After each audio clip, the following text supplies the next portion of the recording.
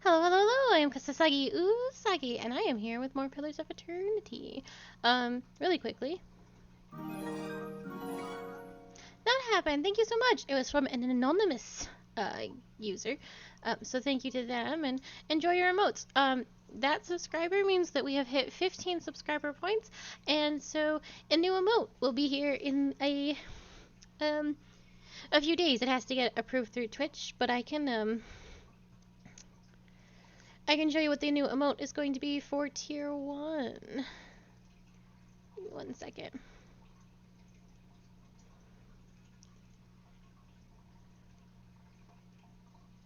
So there it is. There it is. So that will be the new emote for all the tier 1 and plus users. So thank you so very, very much. I'm very excited. So let's get rid of that from my screen. There we go. Yeah, so you should be able to see that in a few days, and it will always exist even if we lose points. It's not a big deal. But let's get started.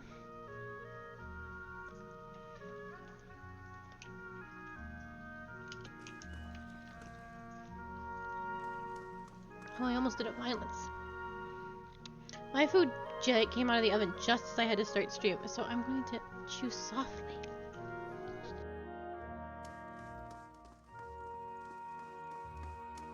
Ambassador Augusti, I would speak with you on a matter of some urgency and great importance. Sighing as though remembering some heavy burden, Vincent crosses his arms before replying. Palgina, if this is the same matter we previously discussed, I doubt I will be convinced any more easily. Ambassador, please hear her out. The ambassador praises you for several moments and nods respectfully. You are well known in Defiance Bay, Kasasagi. He smiles softly, even in the Valayan embassy. Vincent turns his attention back to Pelagina. So you're keeping respectable company these days. He throws up his hands and shrugs. Hardly a good reason to go stirring up trouble with animancers and who knows else. Ambassador, there are issues at stake here that go beyond rogue merchants and a port staying open. Animancy is under attack in Defiance Bay. Pelagina shakes her feathered fists to emphasize her point.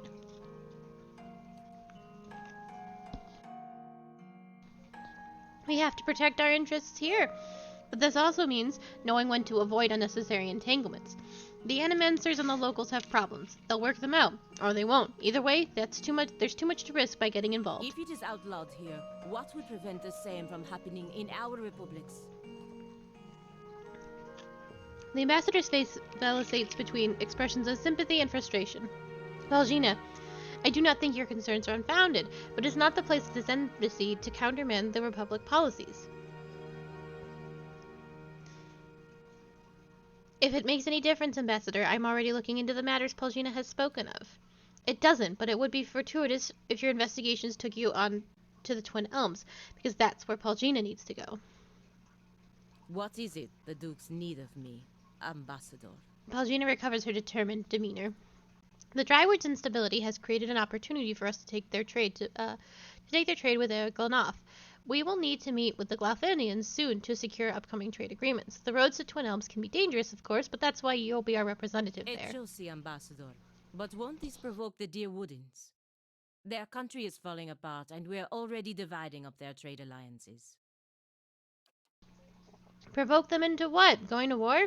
They're no fault of the Republics that the Drywood armies have been deprived of an entire generation of soldiers.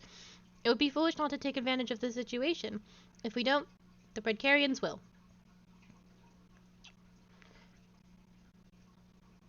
Ambassador, that's some cold compassion considering what these people have been through. More than that, Ambassador, there is a practical element to consider. We may profit in the short term from this arrangement, but what of the future? The Deerwood won't forget, and the Republics may pay the price for it. The ambassador sighs. We're not the Duke's, Pelagina. It's their decision and our job to carry out the orders. It's not like they're asking you to assassinate someone. Pelagina raises an eyebrow and clenches her jaw but remains silent. Pelagina, he shakes his head. Go to Twin Elms, speak to the Ametheth, impress upon her the instability of the Direwood, and reassure her of her Valayan Republic's desire to open safe trade. Of course, Ambassador. After a long and uncomfortable pause, Pelagina exhales deeply, the lids of her eyes closing briefly as she slumps in acceptance. Of course, Ambassador. The ambassador nods and smiles paternally. Then he looks to you. I know you plan on investigating this crisis together, but I hope you understand Paulgina's responsibilities. Lie and wink obnoxiously at Paulgina. I understand, but we're still going to investigate it, responsibilities or not. Vincent bristles and returns to Paulgina. Will the Dukes need to hear more about Paulgina Mesray's wild adventures? Of course not, Ambassador. I will attend to the unnamed thought as soon as I am able to travel to Twin Elms. Good, now if you will excuse me. Could have gone better. Could have gone worse. I appreciate that you stood up for me, but it's hard to persuade the Ambassador to go against the Duke's orders.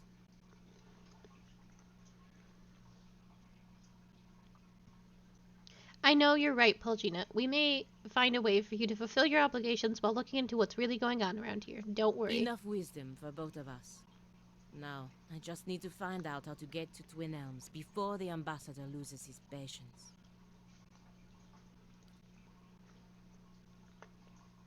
She pauses in thought. Still, I fear that making this deal with the Glothethians will further weaken the Direwood and make trouble for the Republics in years to come. Follow your heart. Do what you believe will be best for the Republics. I wish I knew. Alright.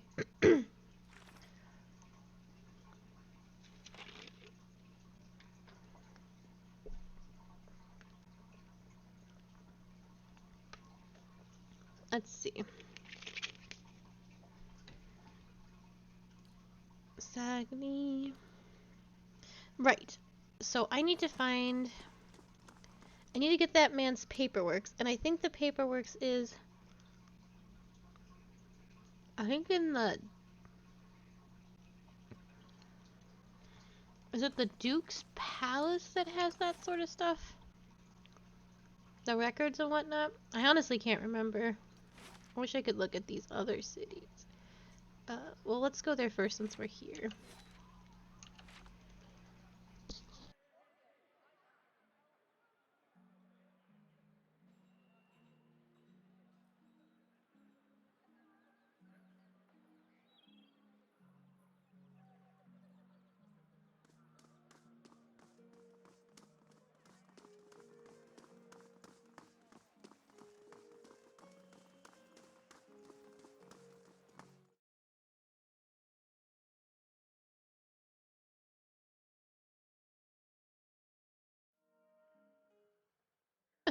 I'm shoving as much of my lunch in my mouth as possible. And you can see my little avatar just chomping away. Nom nom nom nom. I think it is here. My standing is better with these people now, so. Hello? Gods keep you.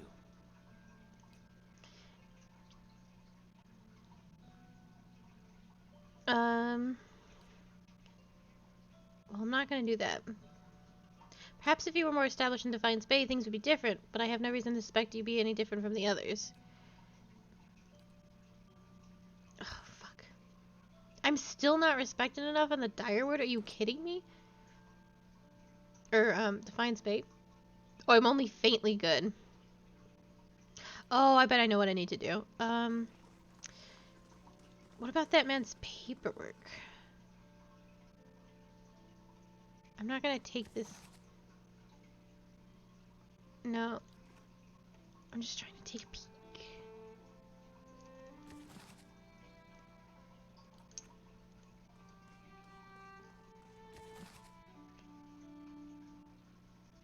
No. Okay. So it must be somewhere else where that man's paperwork is.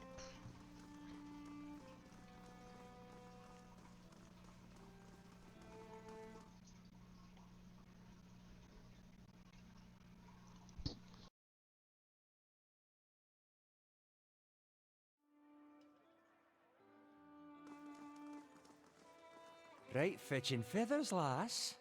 Repeat, please, in Adiran. And stand closer so I can grab your neck if you said what I think you did. That was Isilmir. She likes your feathers. Thanks, but I'm not interested, Isilmir. Oh no. I think there was a place in Copper. You must gather your party Yes, before yes. venturing forth. Copper something had what I needed.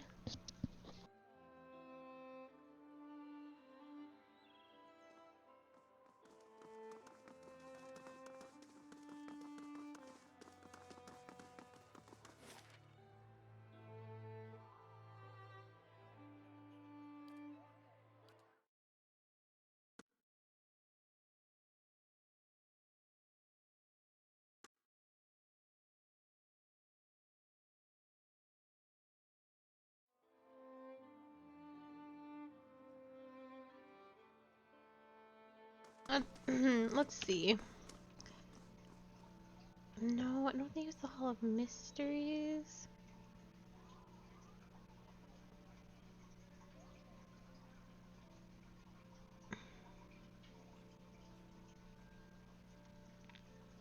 Well, I might as well go to the Hall of Mysteries.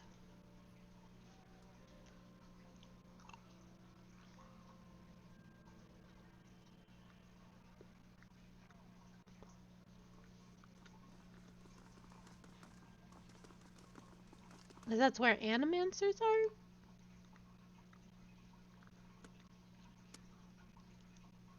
No, I don't think the animancers are here. The scholars are here.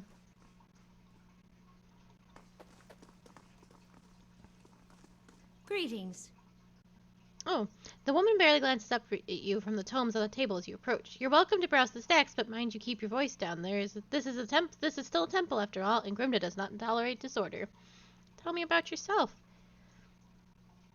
She throws her broad shoulders back. I'm a scrivener and a devotee of Whale. It's my duty to look after our records and resources. Her chest swells with pride.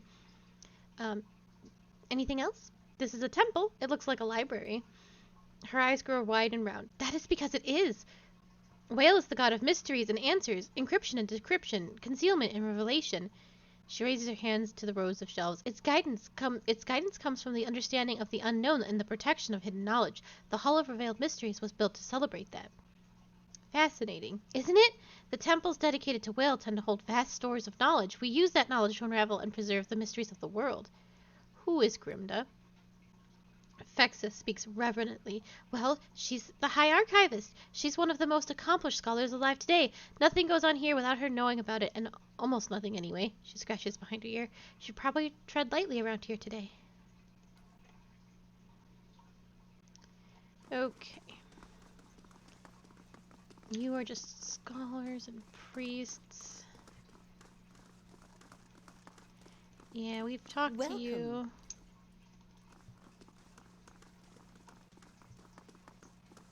We have also tried to do that.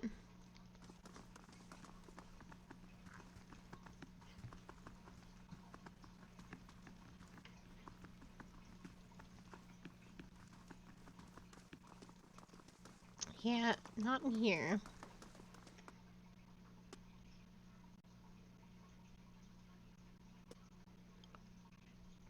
I'm guessing Brackenberry? Because that's where the actual, it's like where the sanitarium is. That's where all the animancers hang out.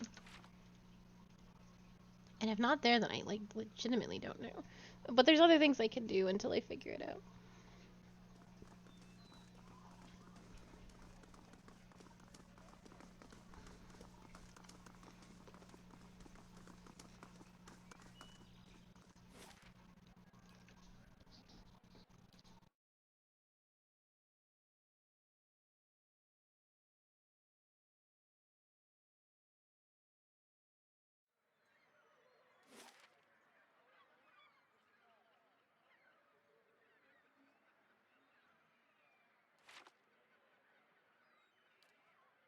Yeah, the sanitarium, I think.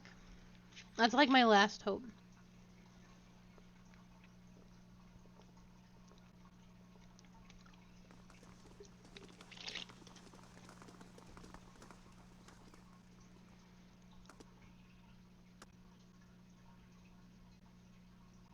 But I feel like I talked to everybody in here. Well, let me see. We don't need to be this fast anymore, friends. Howdy do. Haha. A bald man with a crooked nose gestures in demonstration over the still body of a patient before a small gathering of interested onlookers. Feeling your gaze, he pauses his discussion. Have you come to sit in? I would like to know more about the sanitarium. He gives an eager nod. It's the mission that attracted me here, the treatment of the disturbed. No one else seems to care about them. Here, they've worked wonders for them. I've seen people cured of insatiable hungers, uncontrollable urges. I've seen the crippled walk, the dystrophic smile, all within these halls. The thought that the Duke could put an end to it with a single order, it keeps me up at night. How do you do? What is it you do here? Close as we are to the Gutherian wilds, we get a number of bivouac maimings every year, survivors dealing with complications from exposure. This fellow here is in severe case. His essence is a mere whisper of what it once was. I am early in my research, only beginning to understand how they work. But in time, I hope to find a way to protect the people from the storm's effect. Well met, friend. Do you know anything about awakenings? I'm afraid that's not my area of expertise. Damn it.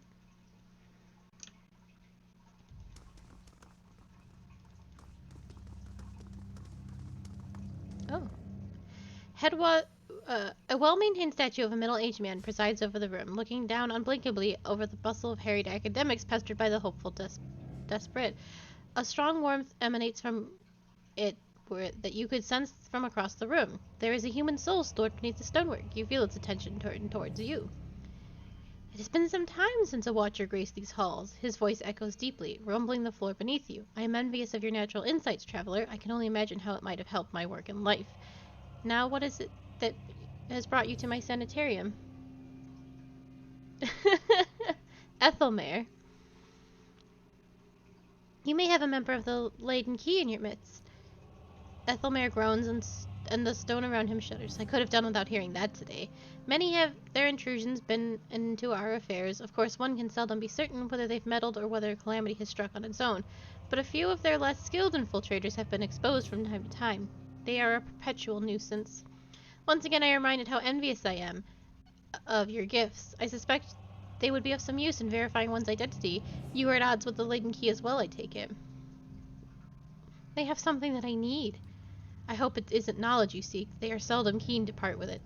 Do you have some idea who this person might be? I suspect it's a patient. Very well. In that case, I would recommend you first speak with the resident animancers. They have frequent interactions with both patient and colleagues. You'll find them up here in their offices or in their offices downstairs. You report anything suspicious to me immediately. That is my only request. Are you the animancer who's been buying relics off Ibmetel? There is a large and rather notorious black market for uncatalogued Ethiopian relics. I stay far from it. I am curious as to how you become in your present state. It's in the statue, you mean? Well, he laughs. I was old, and it seemed wrong to me. A lifetime spent in pursuit of discovery, only to lose it all in death. Somewhere, someday, I would wake up in a new body, none the wiser, and pursue a different course entirely. All that experience wasted. If you are ever to unearth the principles behind our existence, it will be in spite of our condition. Of that I am quite sure. To live on as a part of something I helped build seemed a better legacy than what nature had in store. The transfer itself was quite simple as our techniques go, and for that I am grateful. Playing with souls is far easier to accept when they are not your own. I do miss being able to take an active role in the scholarly efforts here. Now and again, one of our animancers will humor me and consult over some problems, but they are a jealous breed and are often too afraid to collaborate. If you are considering it yourself, I can tell you that it isn't easy for the easily bored. Tell me about the sanitarium. A history lesson? This is a rare pleasure. Most come in here only concerned with cheating death in one way or another. We are an old institution as Direwood goes. This is our 94th year. As with many cities, the growth of Defiance Bay brought it with its host of problems. One of the worst was those born with, shall we say, ill-favored souls come to populated streets in drove, thus the sanitarium. Blackenbury was a natural fit. It was growing, but there was also a lot of money here back then. The place owes its survival to the curiosities of the wealthy more than anything, I think. Our founding came at a time of great suspicion in animancy, much like today, so much progress has been lost to the mishaps of a few careless practitioners. But in time it was forgotten, as all things are. Since then, we have been at the forefront of animancy's resurgence. We have played host to many gifted researchers and pushed boundaries of our knowledge in ways never thought possible. Some of the first safe transferences were done here, and we have pioneered work in soul purification, lineage analysis, preservation. It's really quite a list, if you pardon my pride. Today it's, well, I can't say it's exactly the same. They've been some push to shut us down. It comes from Direwood's more excitable denizens, whose minds are more passionate than thoughtful, I'm afraid. People say this legacy... They say it involves something that they don't understand, so it's natural for them to suspect people whose understanding exceeds theirs. It looks to them like we're hiding something. We have a representative in the palace at this very moment, defending the entire science of animancy at a hearing before the Duke, absurd as it sounds. If it does not go well, this could be the end of animancy in Direwood. I fear Avir may be swayed by all this unrest, irrational though it may be. We shall see. Does anyone here know anything about awakenings? There's an animancer on the lower floor who came all the way from Rova to study them. Take the stairs down and look for Balasage. Okay. Hail, traveler. Hail. What else we got here? I can't believe I missed the statue the first time. No, I've already done that.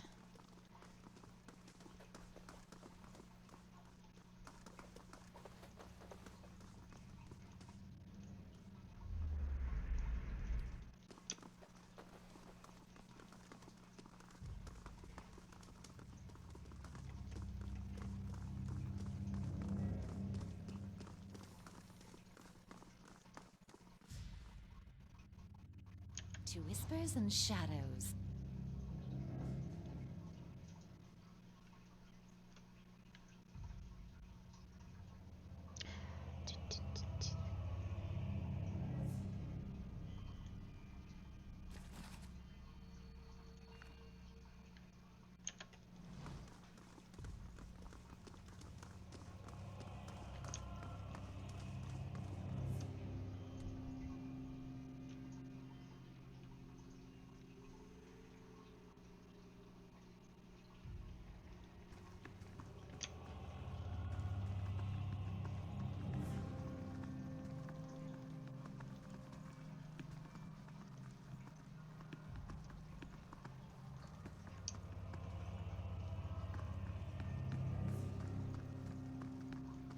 Gods keep you.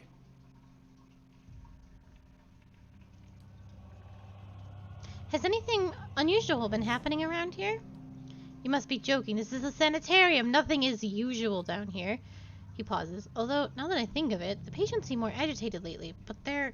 Kayabna Ezo's responsibility, not mine. If there's nothing else... God diggity dang it. I did update my... Gods keep you. A young Orlan woman traces her fingers along the spines of the books in front of her. Row by row, her motions quick and skittish, like a bird's. She does not notice you until you are nearly upon me. Oh my, you startled me. Are you supposed to be in here? I'm investigating any suspicious activity in the sanitarium. Oh, I'm just Master Ezo's assistant. He'd know more about that, but he's in the middle of an busy with some patients. You won't be able to see him until he comes out from the patient ward. Are you the animancer who's been buying relics from Amatel? I'm not an animancer, so no, but I do know that most of those relics are stolen from ruins in Glenaf. Selling them is illegal. Is Anzo busy with patients, or is he running some sort of experiment? I'm just an assistant. It's not my place to gossip. I'm sorry. How do I get into the patient ward? Only Master Azo has access. I guess Head Warden Alithamor does too, but he's, a statue now. What do you do here? I mostly help Master Azo set up and clean up his equipment. I also keep his office organized since he's too busy to do it himself. I am looking for an expert on awakenings. Me? I'm just Master Azo's assistant, but there's a visiting scholar from Rova here named Balsage. She seems to know about them. I've already spoken to her.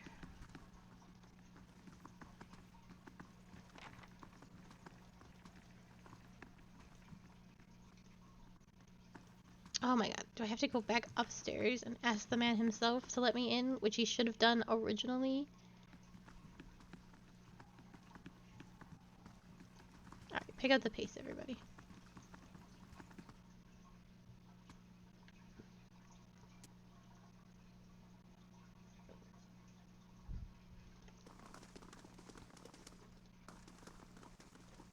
How do you do?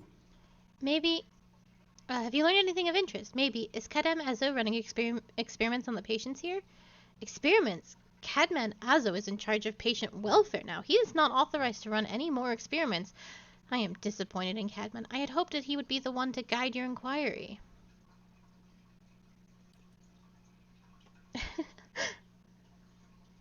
It's time for Animaniacs. I haven't seen the reboot of the Animaniacs because it's on Hulu. I'm not paying for Hulu. He'll be in his office or in the patient wards. I am granting you immediate access so you can find him. No doubt you will wish to speak with him further on this matter, and I for one am curious as to what he might have to say. Tread carefully in the wards. There are a few dangerous cases. I would also ask that you do your best not to agitate the patients. They have enough troubles as it is. Okay. Here we go.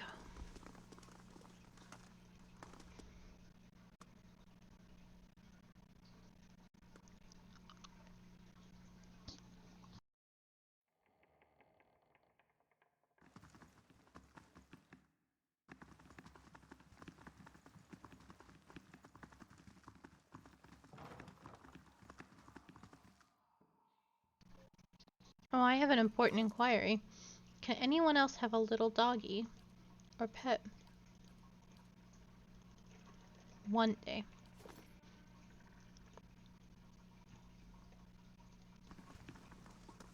All right.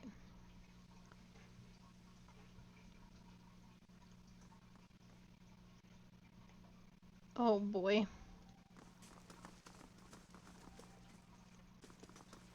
Master Ezo said he'd make me better soon. There's also walking flesh corpses, which can only be a good thing. Also, this place is, like this. So, that can only mean monsters. I've been hearing screams in the night. The children, they keep down here. Pure evil in their eyes.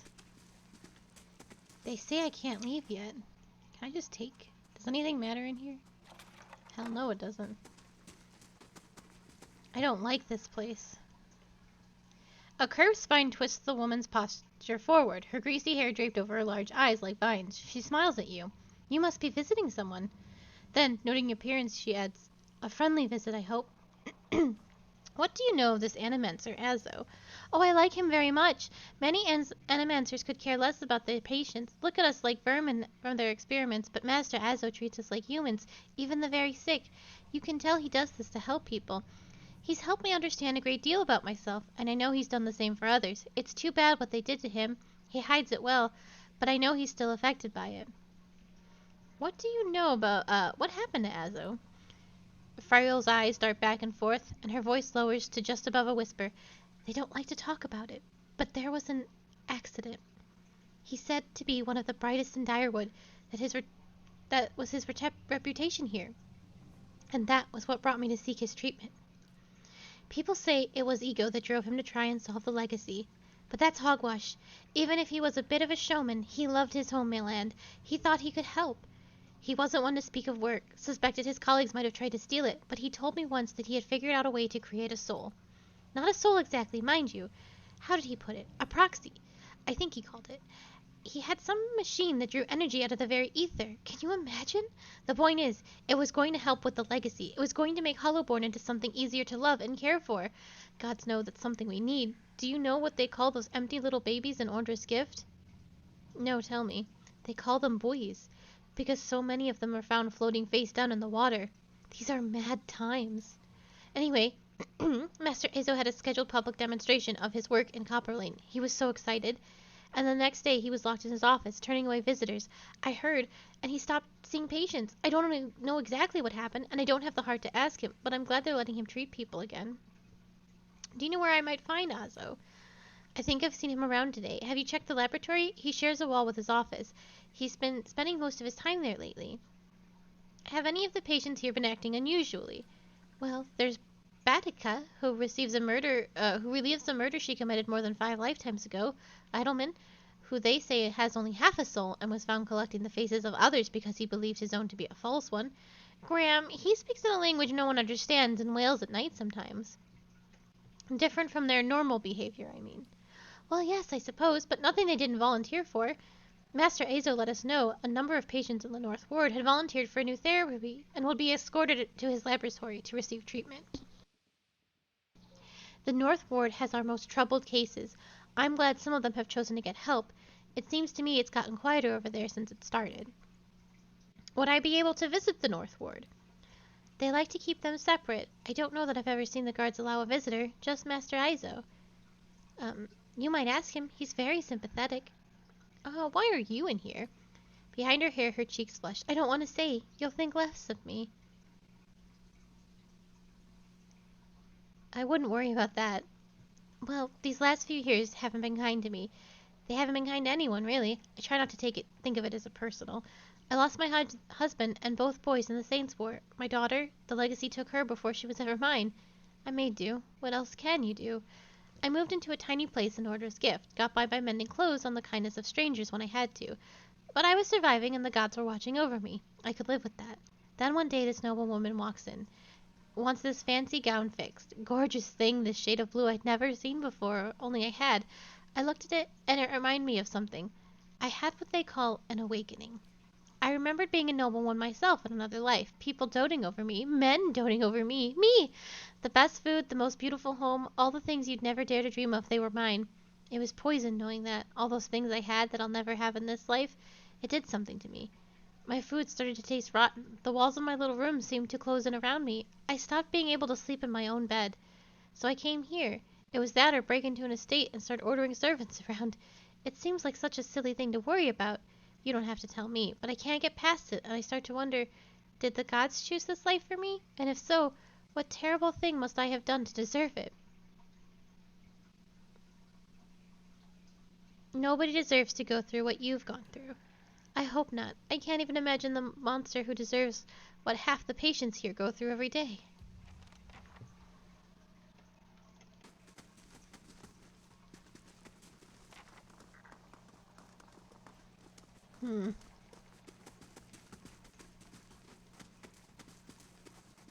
Alright.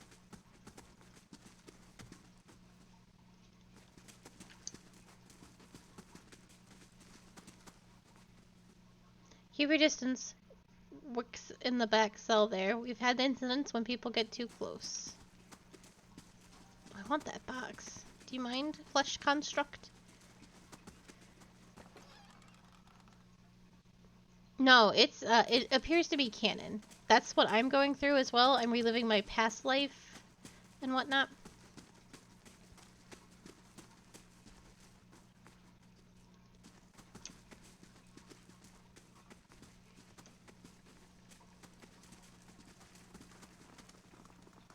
Oh, I guess we could have gone that way. Alright, a deer.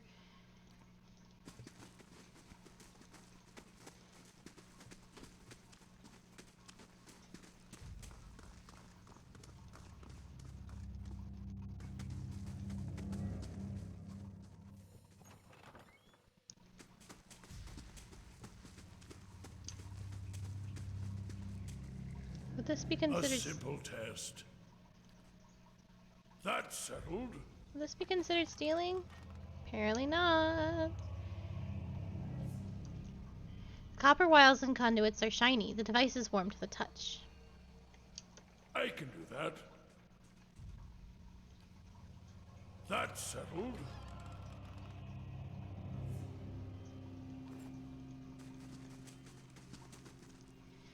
A round-faced, balding man turns to face you. His upper lip is pulled upward slightly by his pointed nose, exposing his upper teeth when he scowls. My teddy bear. What is the meaning of this? Ethelmere told me you're not supposed to be doing any more experiments. Yes, well, Ethelmere hasn't done much good for anybody since he had his soul moved into an inanimate object, so I fail to see why I should let that sway me. If animancers all followed the commands of their leaders, where would we be? We'd all be in a backward, willfully ignorant as Red Karas. We would know nothing about life or death, or even ourselves. We would be lost in the dark, with no clue as to why. Animancers must push the boundaries of knowledge, but you must be careful, Azo. Even Defiance Bay isn't as safe for researchers as it once was. It seems to me we are still in the dark. Is that a reason to stop trying? Shall we remain in the dark until the end of time and have the last breath of the last person alive be breathed in ignorance? The gods want us to know. The clues are all around us. In understanding these truths, we honor their creation. Who will solve Widewen's legacy? Some church? Some warrior? It will be an animancer, or it will be no one at all. Are you the animancer who's been buying relics from Metal? Are you trying to discredit me? Go dig elsewhere. Oh. What is it now? I'm looking for an expert on awakenings. I don't have time to give you directions. Go bother somebody else. Alrighty then. Have you tried your experiments on any other subjects? I have, yes. No point in lying about it, now that Ethelmere is involved. I asked for the volunteers from our patients, and a few brave souls came forward. I was very close at one time to a breakthrough. They understood that. They understand their sacrifices would mean something. I heard you were demoted. How did it happen? Ezra's nostrils flare, and he bares his upper teeth more broadly. That is none of your concern. Did one of the others put you up to this? Adumir, that smug weasel? Things went wrong. Everything. I don't know how. I'll never know. He spits to the floor as if to remove a bitter taste from his mouth. I'd like access to the North Ward. Out of the question. Those patients are in isolation for a reason.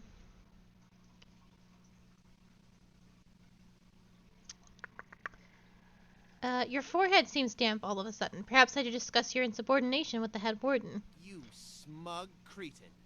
How dare you come down here and meddle? You have no idea the importance of my research. He balls up his fist and digs his teeth into his index finger, growling, simmering beneath the breath of it, and a deep scowl compressing his face. Fine. Speak to them for all the good it'll do you. I'm sure the discussions will be fascinating. He pulls a heavy key from one of his pockets and nearly slams it down on the floor before handing it to you. Alright. Thanks, I guess. Oh. Thank you for the follow.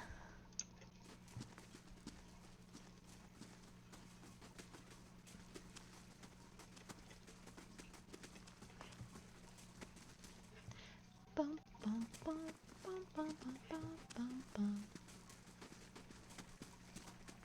Master Ezra said he'd make me better soon.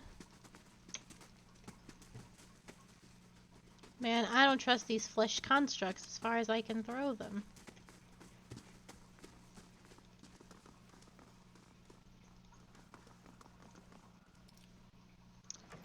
Here we go.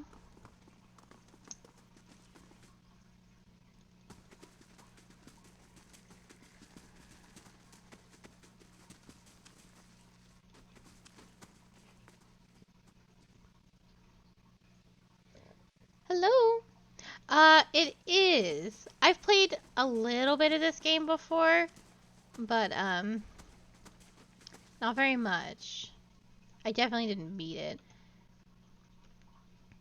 This man has the look in his eyes of a haunted animal, and at your approach he staggers backward to the far corner of his cell, halfway appearing as though he would climb the walls, as if it would get him further away from you. He cries out, a bizarre primal utterance like nothing you have heard. But a lot of things I don't remember. I don't even remember if I ever got out of this city. It's been a really long time, so it's like, it's definitely blind. I need to ask you some questions. Graham looks at you blankly. It is unclear whether he understands you or not, but his panic has momentarily subsided. He opens his mouth to speak, but the words come out are half-formed, as though his tongue were cut out. They are impossible for you to discern if they are indeed words at all. Aleph makes a noise of disgust. Those animancers did this to him. You can see what comes of their meddling. Frail said that you were being treated by Cadman as oh. He looks at you with uncertainty. Slowly, tentatively, he steps closer to the front of his cell, and as he does so, for the first time you can perceive his soul within your ken. It is misshapen, as though maimed by some jagged instrument, and large expanses of it have been gouged out entirely. You feel no barriers of resistance. If you wanted to, you could look further into Graham's soul. We will look further into Graham's soul. You project out toward the maimed soul in front of you. merging with it its confusion and fear, becoming yours as it whisks you into the depths. You are in your cell. A key turns. The door creaks open on neglected hinges. Thoughts come to you in waves, incomplete, broken, fearful. Standing at the door is a round-town, balding man. His upper teeth and pointy nose remind you of a rat. He beckons, apologetic. You don't want to go. Anything else. In your mind is a single word, and that word is no, but it dissolves before it reaches your lips. You press against the back wall, cornered. You cry out. In darkness you fight against unseen restraints. You cannot move your arms or legs. The man walks into the room carrying a lit candle, its meager flame casting long shadows across books and machinery. Straps bind your arms and legs. Cold metal circumscribes the crown of your head and breath beneath of your chest. The man is sorry. He is in need of raw materials. They dismantled his work, and he needs another source. He needs to show them he was right. He thanks you. Then he turns a knob, and you feel yourself begin to crack from within, and you can feel pieces of yourself torn away, like having your insides chewed by a horde of rats, and you are screaming, a scream you can barely hear. Another night. Heavy footsteps outside your door, coming for you. You look through the slit in your door, the flesh giant, an artificial being just outside, but facing left, facing the end of the hall. The boy there. The boy looks with interest at the giant, then collapses to the floor like a shed snake skin. The giant convulses for a moment, then rights itself, turns away, and leaves. Graham looks at you, still wide-eyed, but somehow more present. He nods at you, then walks back to the end of his cell. Snoopin'. As you regain awareness of what's happening around you, you realize that though your head is in Palgina's feathered hands, her golden eyes are peering into your own, as though she is trying to catch a glimpse of activity lurking in the depths. As she sees your eyes respond, she wobbles her head a little and gives you a slight slap. Letting go and stepping back, she regards you with concern. Everything going all right in there? I like that your friends like you and are concerned about you. And like, your zoning out is concerning.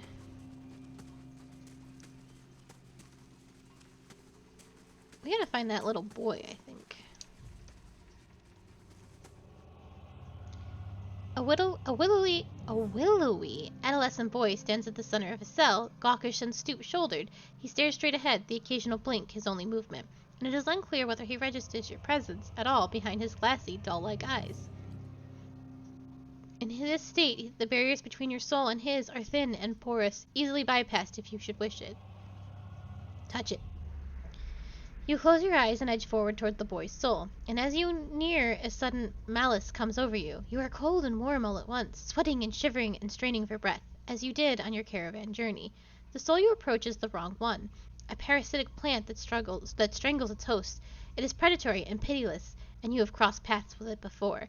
Too late does it occur to you to react, and already you feel yourself plunging into some interminable abyss of thought and memory.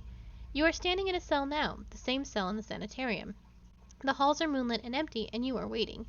At the far end of the ward, the door opens, revealing a flesh column in silhouette beneath the stone archway. It makes its usual rounds, and the same stops every time, the misbegotten child of despondent creators. When the construct is close, you coil yourself up and spring forward, passing out of the boy's body as though it were membrane. You can sense his body behind you, collapsing to the floor, a puppet whose strings are cut. You are rushing towards the golem now, bodiless as a gust of wind. Quickly you think to yourself, quickly, and you feel the strength hemorrhaging from your soul as you dart towards the makeshift abomination. You pass into the golem's shell and overtake the soul implanted within, encircling it, suppressing it. And contained in this new vessel, you are strong again. You step heavy-footed down corridors, unheeded by the constructs and scrutinized only by the wary, untrustworthy eyes of the mad, coming at last in office piled with books and scribbled papers to perverse implements of animancy. You set your oversized hands upon a large machine, a nest of globes, tubes, and coils in the center of the room, and go to work, bending wires and unsettling alignments. Your surroundings are pulled past you, or perhaps you are pulled past them, and they dissolve into a blur. When they settle into place again, you are outside on a clear day, standing in front of a crowd staked high above you on the tiered seats of an amphitheater. You are acting for the crowd, standing deliberately still, but this is no play. A balding man with rodent-like features is strapping you to a machine, the one you had tampered with. You see your arms for the first time, short and fleshy, unmistakably those of a little girl, but this body is not truly yours, and your mind still holds the same determination, the same hard-heartedness as before. The body itself is cold and vacuous. Unlike the others, this one has no soul of its own. The man speaks, and the crowd applauses, with an enthusiasm worthy of a hero's entrance. "Bear witness," he says, and he pulls the lever. The machine shivers and sparks, and a bead of sweat rolls down the side of the man's brow. But the crowd's apprehension quickly gives way to awe as a crystal globe fills with a radiant mist and casts the entire theater aglow. He opens a valve, and the glow crystals crawl through a tube along a length of copper wiring that runs into a set of electrodes beneath your armpits. You feel nothing when it reaches you, as it should be, for you have been leading his work astray periodically for some time, altering notes and settings and playing puppeteer for Hollowborn. But you make it look how people would expect it to look when a body is infused with a soul. In a moment the machine goes dark, and the man unstraps you, eyeing you with a scientist's concern. He looks back up at the crowd. "Behold!" he says, but there is an obvious hesitation in his voice. Slowly you take a plodding step forward, then another and another. You look up at the man, giving him eye contact of which no Hollowborn is capable, and the crowd gasps. The man looks relieved. "How do you feel?" he asks at a volume meant for the crowd, and this is the moment. At the top of your lungs, you let out a piercing shriek. The man comes towards you, his hands outstretched, but you run the other way, back to the machine. With all your strength, you dive headfirst into the crystal globe, and it shatters, streaking your head with warm blood. You drive your head down into the surface of the machine again and again, drawing panic screams from the crowd, and by the time the man reaches you, your body has already ceased proper function and merely twitches on the cold ground. Satisfied, you depart the corpse in search of another unsuspecting host. Who could put their faith in animancy now? You are pulled again from your surroundings, transcending the boundaries of memories and lifetimes, deeper and deeper past betrayals and murders, and lies upon lies that form the thick webbing of plots beyond mortal comprehension. You settle at last on a room you have seen before, expansive, with a tall device encasing an Adra monolith at its center. The room is filled with people, and the people all look at the device. You are yanked, suddenly, back to reality, as the once catatonic boy in the cell is looking directly at you, appraising, calculating. There is no mistake now that it is the soul of the man who caused your awakenings, and gazes out from beneath the borrowed husk. A watcher.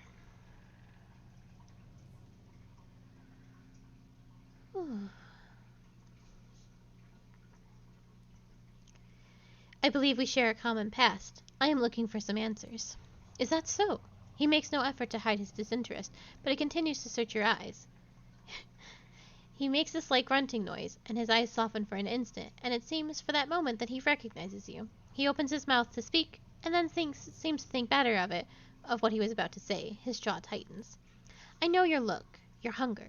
Hunger for answers that elude you. It gnaws at your soul. It usurps your reason for being. You are like everyone. I will help you let go. He dodges backward with a startling grace, putting himself out of reach. On his face there is no malice, only the dispassion of a farmer putting down a sick animal. Then suddenly he slumps forward.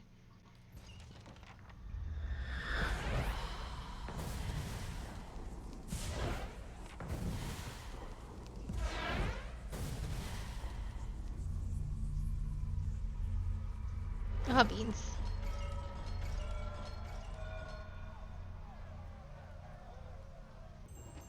Oh no! Frick. Alright. Yes, that is a good plan. I am about to take a sip. Okay. I roll up my sleeves and do a stretch, and then we will try and get through this. Okay. Bear. I need you to attack that. And a fox, I need you to attack that. And a deer, I need you to move your buns and deal with some of the other stuff that's happening. Oh? There we go. That's the fox attacking.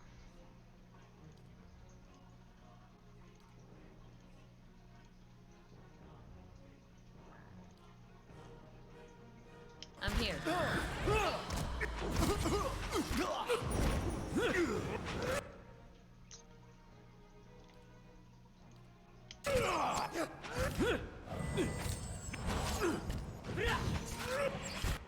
Oh boy. Okay, I need you to do some magic.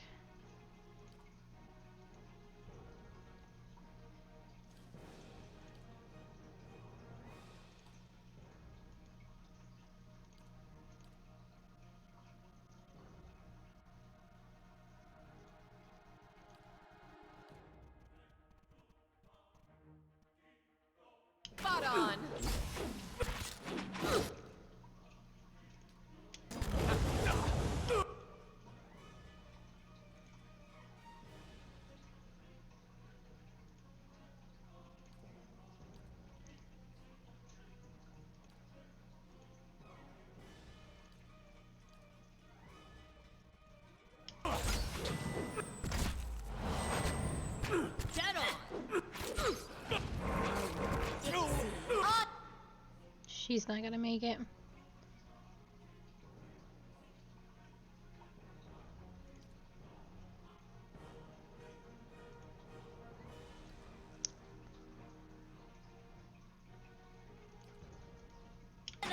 That's it!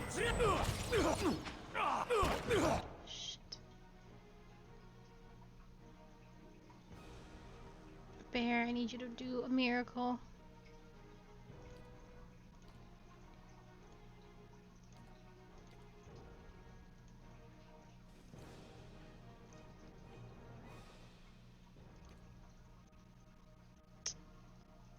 That's gonna hurt everybody.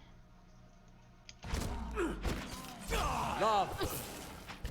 Paladina's gonna Oh, fuck. Yeah.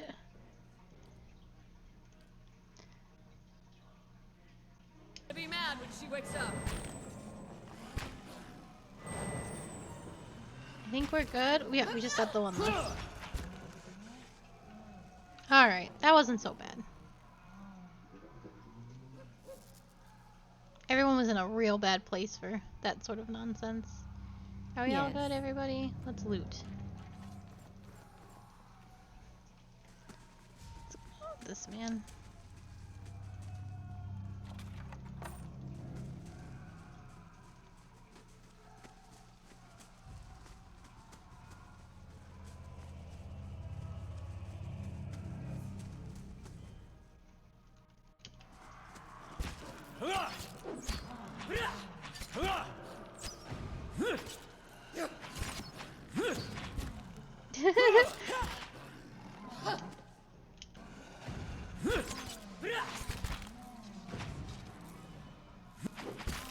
That's it!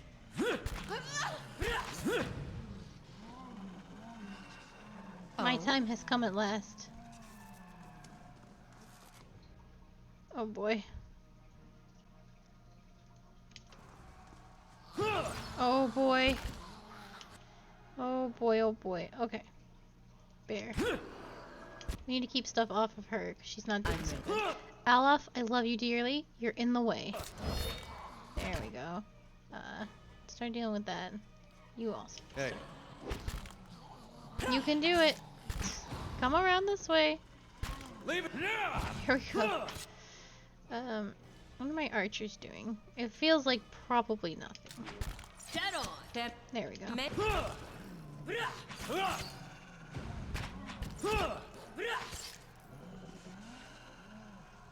Oh, Oh.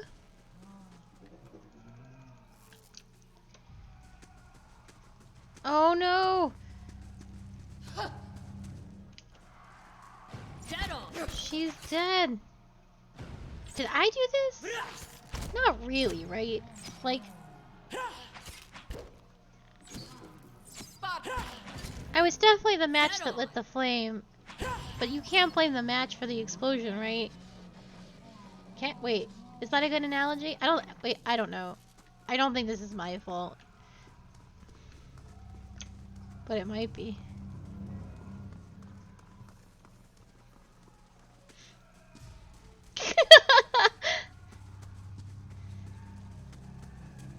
So we have a situation. What have you done? You've been experimenting with patients against their wills, mangling their souls. I have witnessed it with my own eyes. Enzo's face drains what little color it had. How could you possibly... Look, it had to be done. Ethelmere and the others, they took everything from me. Everything when I was this close. I had to know. I had to know where I failed and why. Imagine the value if I'd succeeded, if I had something that could make all these hollow infants into something like a real person. And with a few more patrons and a few years research, who knows? No one has come close to this. No one has come this close with the legacy. It's why I have to continue. I have to risk everything here, working in secret. It's why you have to lie to Edelmere for me. Tell him you've cleared me of all suspicion. I'm going to expose you for what you are. Because he wasn't close, right? That was what that whole vision was about. He was being tricked and deceived into thinking he was doing good, but he wasn't doing anything. I'm like 99% sure. I'm going to expose you for what you Then are. I can't let you get in my way either. Aw, beans. he exploded into meat chunks. Well, I didn't want to kill him. Why is everyone always like, well, I guess I'll fight you. One on... It's like a goddamn Overwatch match, and your DPS go and try and fight the entire functioning enemy team. Come on.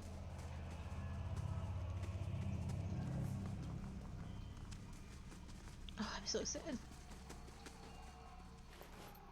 She's only got 5 coppers on her. I will take those though. Thank you.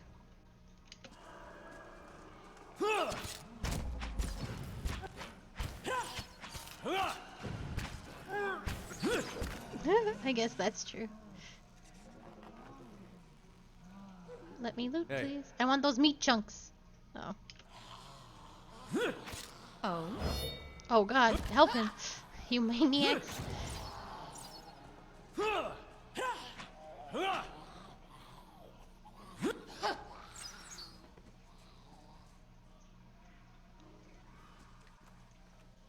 Certainly.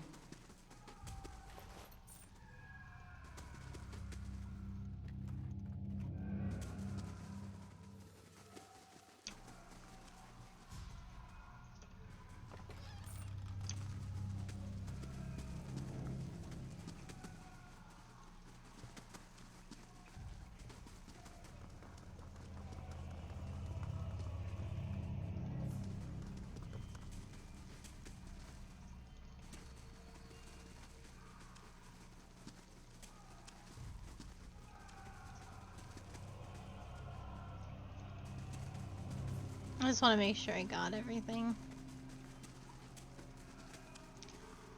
But it does seem like I did it all.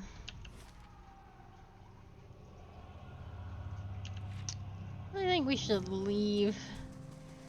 Do you think the statue dad's gonna be happy about what happened here? Oh, well, now I'm gonna rob A this simple line. test. That's settled. He's dead. It does not matter.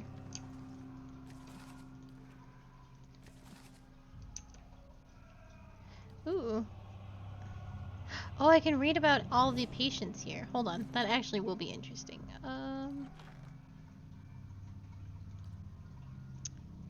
It's all right here, right? Oh, they're all like important. Oh, I do have pedal hams. Then who do I take this to? It's so confusing. Graham. Subject is male, approximately early 30s, power of speech absent, presumably as a result of the over-fragmentation of his soul. As such, he is the ideal subject for patient research. However, experimentation has caused severe pain and induced panic, and I have had to enlist the aid of guards in transporting him for more recent procedures. Oh. Batica, the Pale Lady. Subject is female, mid-40s, awakened to a past life as a serial murderer, which now frequently emerges as the soul's dominant personality. Subject facilitates between violence and severe depression resulting from guilt of past deeds.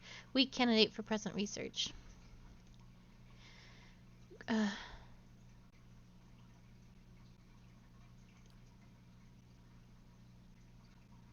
I've got 2 of these. Edelman, the Midnight Man. Subject is male, mid-20s, displays acute disassociation and paranoid delusional tendencies, causing anger and extreme violence. Dangers of working with the subject preclude possibility of further use in present research.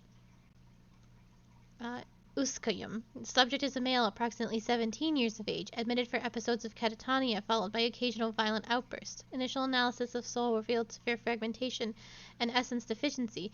Said deficiency all but eliminates the possibility of utilizing subjects in present research.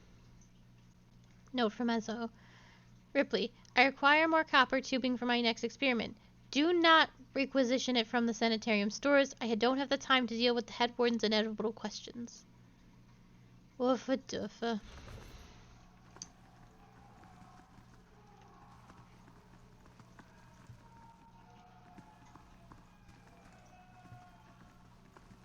Are you cool about what's happening?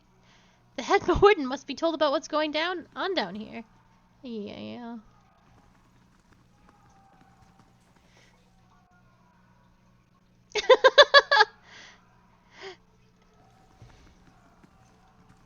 I'm getting out of here. It's not safe anymore.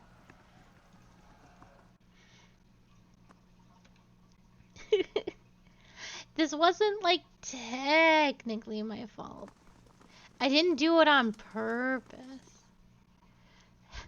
What in the blazes happened down there? You were given permission to ask questions.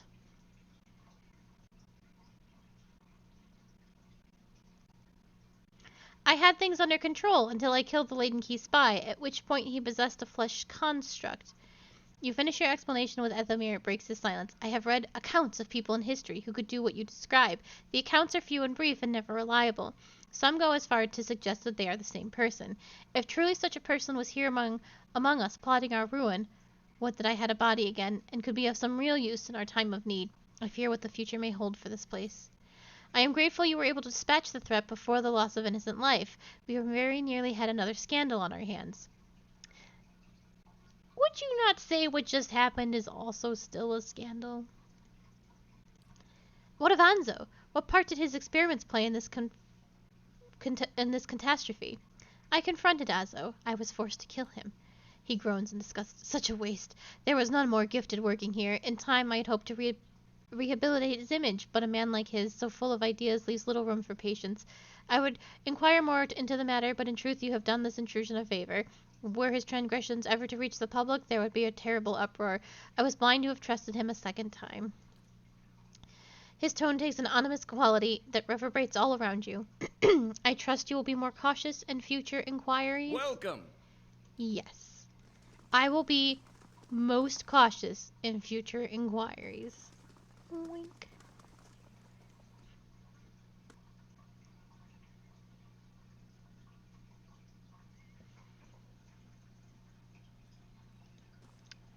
Uh-oh. Hail and well met. Beg your pardon. I have a message for you. You are summoned to the Hadrid House, where Lady Webb wishes to meet with you as soon as possible. Not much you can do in these parts without Lady Webb knowing about it. At least that's what I always heard. Guess it's true. How did you know where to find me? Well, it's Lady Webb. She knows everything. Tell me about Lady Webb. Do you not know Lady Webb? Well, no one's seen her exactly in a long time, but she's the mistress of Dunard Row. Has been for as long as anyone can remember.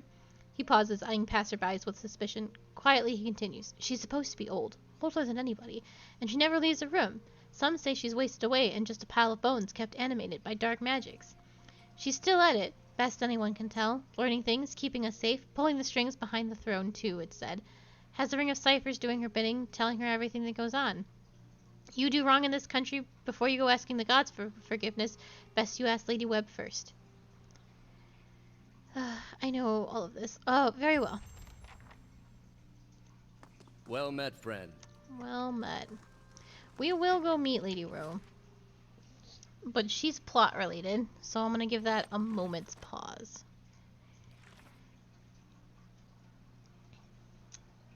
Bring Pelham's advocate to Curran.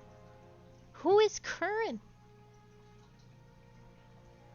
Curran, the cipher that signed off, works at Hadriot House in Brackenbury. Oh, Hadriot House. Hey, that's where I'm going. Alright, then we'll do all that in one go. I know where to go for that. I still don't know what to do with this.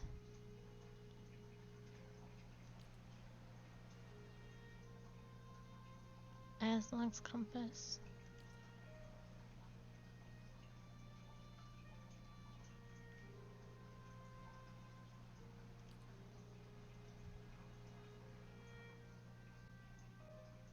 Let's go do the Defiance Bay thing.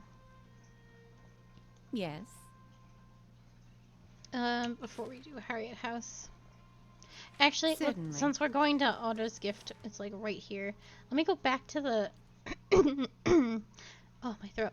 Let me go back to the, what's it called? It's a lighthouse. The lighthouse, and see if I... Leave the pig alone. Yeah, leave my piggy alone. And see if I can find the, what's going on with the Banshee, because I'm still so very confused.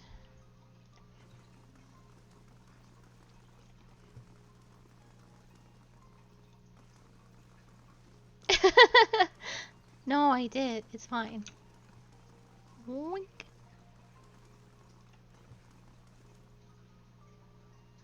Who are you? Your name is crazy. Well, I'm sure I've read your soul before. I'm not trying to skip them, but I have to pursue. If I've been in an area, I've probably read that thing already. You guys are up to no good. 100% guaranteed. Uh-oh. That's right. The boy. I've got as much right to stand here as those guys do and as those guys going into that whorehouse. They don't like what I got to say, they can go someplace else. You show him the dagger you found on Darien. This belong to you? That's mine, alright, and no one touches my dagger and lives. Oh, fuck no. I'd like to see you try. This is the guy that killed that poor little boy. But I wish I had been in a better situation. Where's my bear? Right there. Perfect. And you are right here. Also perfect. And you get that guy. And you can get that guy.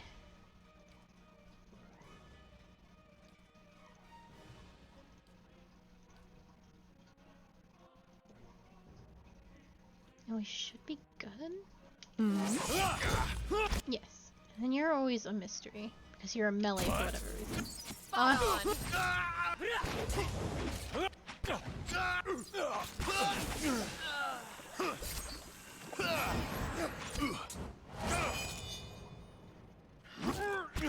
Hey, you're not. That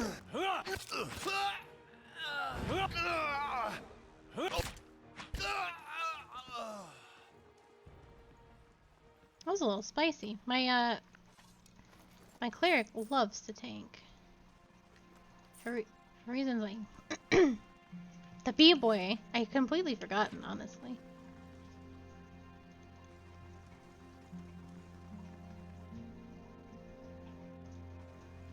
There was nothing left for that quest, but I was glad to get revenges. Alright. I hope ghosts haven't respawned. That's the most important thing right now. The second most important thing is to make sure that I have scoured this place of all the stuff. Because that banshee wants something, but I cannot fathom what it is. Uh-huh. Well, that's just money. It's true.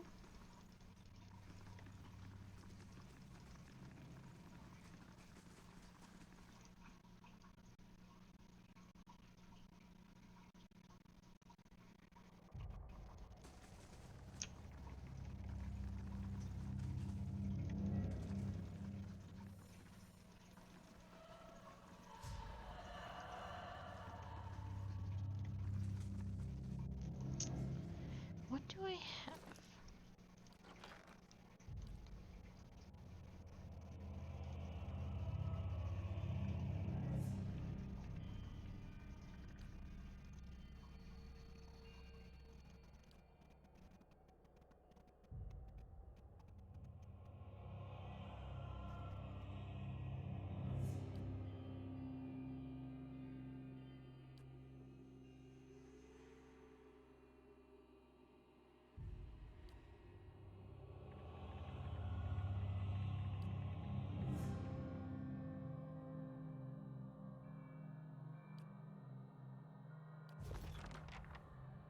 There we go. I must have read something.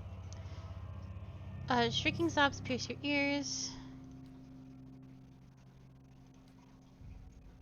The spirit screaming follows louder and louder. Its sunken face disconcerts, twisting into a long, gaping mouth filled with jagged teeth. If anything were able to quell the spirit's rage, it would appear not to be you. Wait, hold on. Banshee. A banshee, or what looks like, or what the locals refer to as a singwala, wails and screams from the third floor of the lighthouse. It hasn't attacked me yet, but I'll need to get rid of it one way or another before the tower is safe.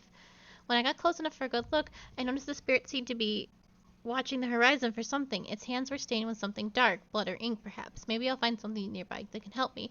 The last lighthouse keeper kept a log seemingly into the final days of the War of Defiance. This person might be also tracking the appearance of a ship called the Red Dream. Naya might know more about it. Okay. Good news. I just needed to read a book. Easy peasy.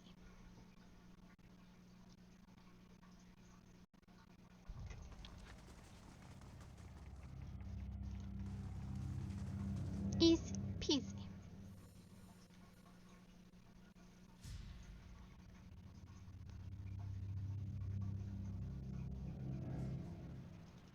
Hello. Hail, traveler. Have you heard of the Red Dream? Who hasn't? The ship's been running raids for decades now. Used to stop in New Hammer, laden with spoils from Redarori traders. These days I hear she spends most of her time prowling the Deadfire Archipelago. A sippy. Thank you so much.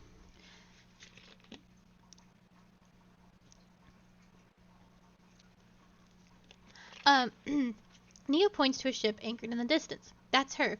When she's at port, her captain, an elf named Merowith, takes her shore leave over at the Charred Barrel in Blackenbury. Believe it or not, she likes her creature comforts. She shakes her head. That's what I'm talking about. When a pirate won't ever set foot in a tavern on this side of the town, it's high time for a new establishment. Alright. Your own father sold you to the Brotherhood? He hated me anyway. I was glad to be gone. The Dukes are my parents now. The Republics, my children. That's an interesting way of looking at it. Alright. Back to Blackenbury. Oh, I also need to go there. So much to do.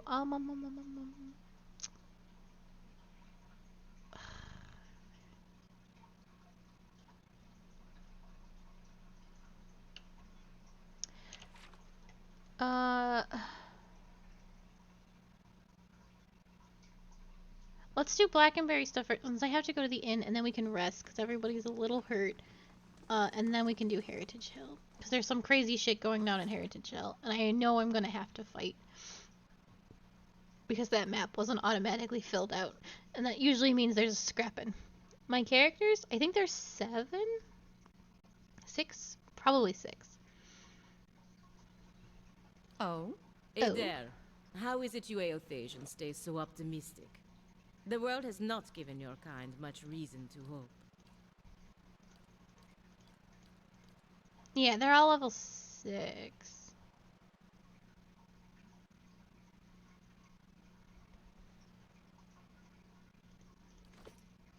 Certainly. Hello? Oh? You get to a certain point and you realize you got 2 options. You can go mad with grief and tear out all your hair and check yourself into the sanitarium. Or you can wait for better days. Well, feathers in my case. But I understand your point.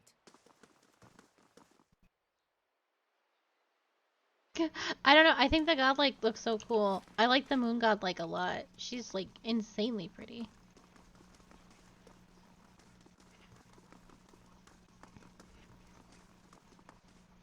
Where am I going? I'm kind of wandering aimlessly. Oh, there we go.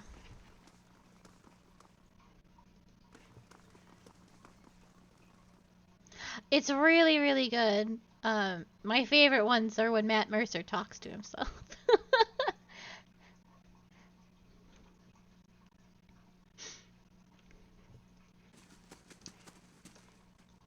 I bet the pirate is upstairs if I had to gander.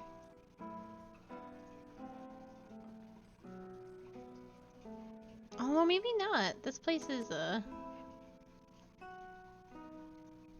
no, I bet she is. Hello? There she is. If I wanted company, I'd go to the Salty Mast. Merowith's gold tooth catches the candlelight. What is it this time? Someone at the old lighthouse in Ondra's Gift was looking for your ship.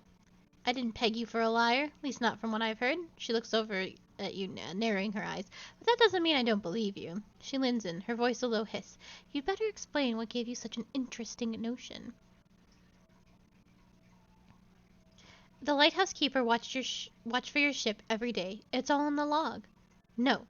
Her snarl flashes a gold tooth. She turned me out. We were poorer than the fishermen who live there now, and when she learned I'd put food on our table with stolen coin, she told me that if she never saw me again, it'd be the mercy of the gods. Her darkened eyes are filled with rage. I had nowhere else to go, and it was a rough life until I rose to captain.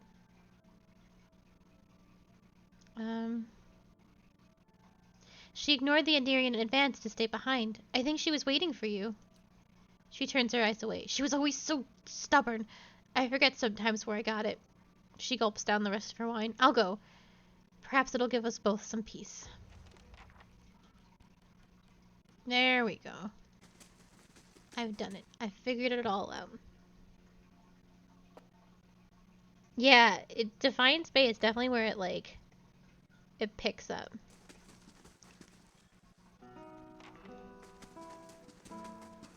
Cause Gilded Vale was okay with the whole tree of people. But it's really something else right now. You must gather your party before venturing forth. Oh god, there's stuff I have to do outside of the city too. But Heritage Hall first after I talk to the lighthouse keeper. Yeah, and I like that each of your companions has their own unique quests and whatnot. Except Olaf? Do you still have family living in the Deerwood, Adair? No, not these days. Parents left the country years back during the purges. I think about him a lot.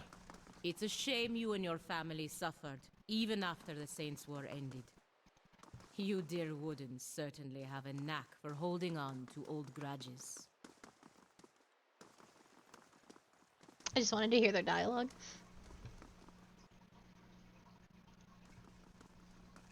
Oh, not that way. Adair is a nice guy.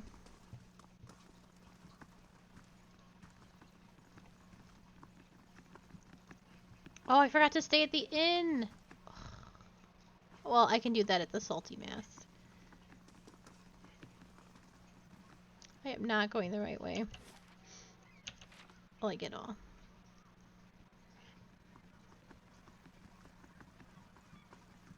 Look at Olaf run.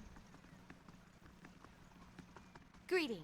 You'll never guess what happened. Nia points to the lighthouse. I was keeping an eye out for you, and who strolls down the dock but Merowith herself? You should have seen the stares she got, but she walks right into the lighthouse, never a word to anyone, and just when I'm sure she's met some awful fate in there, she strolls right out, still saying nothing to nobody. Now I'm hearing all sorts of rumor about Mywith and the last lighthouse keeper. She shakes her head. I don't know what to believe, but everyone else around here is convinced that the place is safe again. I've even got a construction crew ready to start for work. She takes a deep breath, a big contented smile on her face, and I know I've got you to thank. Here, this is for you. Come back when the renovations are done. I've got big plans for this place. Yeah. Yes. That's okay. I can just stay at the inn. It is not even an issue. Taxes. Oh.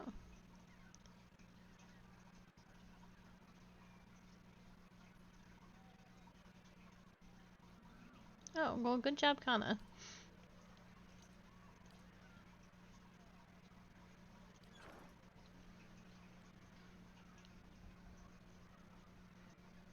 I just have a bad feeling in my bones about Heritage Hill. And I'd rather be safe than sorry.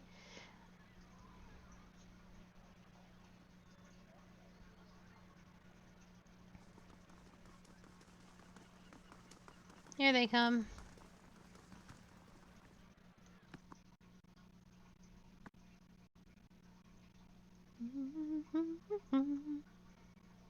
I could camp in Heritage Hill. Gods keep you.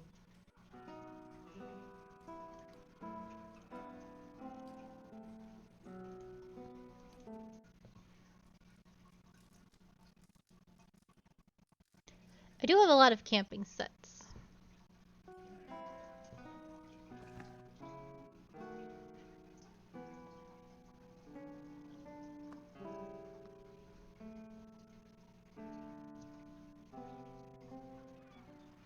There we go. Okay. Let's head to Heritage Hill.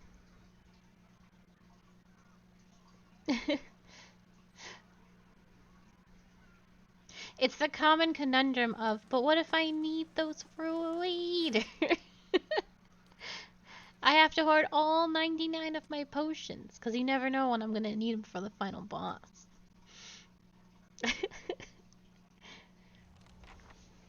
Excuse me, sirs. I would like in. How do you do? Wyla sent me. I'm looking into the missing guards.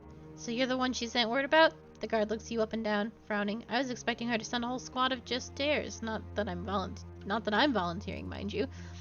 I'll have the gate open immediately. Just watch your step. I'm afraid we can't send anyone after you if this goes badly. Any idea what might have happened to the other guards?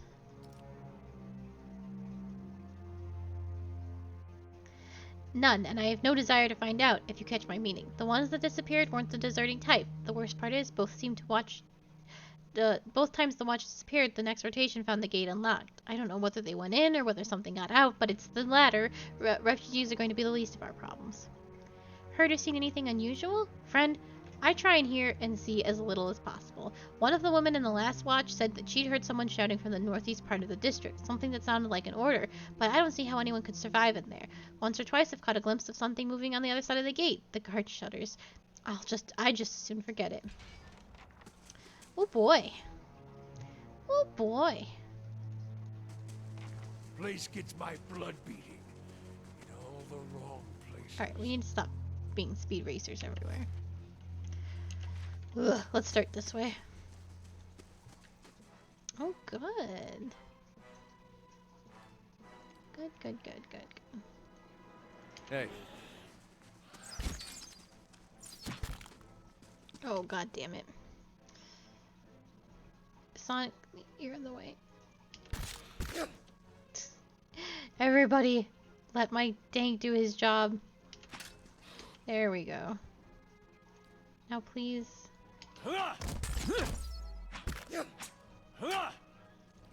You're not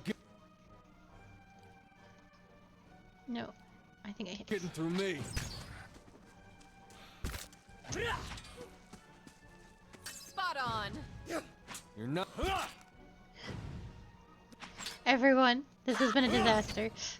Have to try something else. Alright, that's fine. It all worked out. Well, I'm not asking you to loot, bear.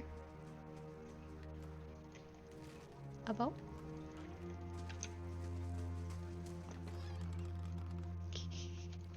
I have too many camping supplies. Something twitches and shambles in the darkness between the slats. A rancid draft creeps from the house.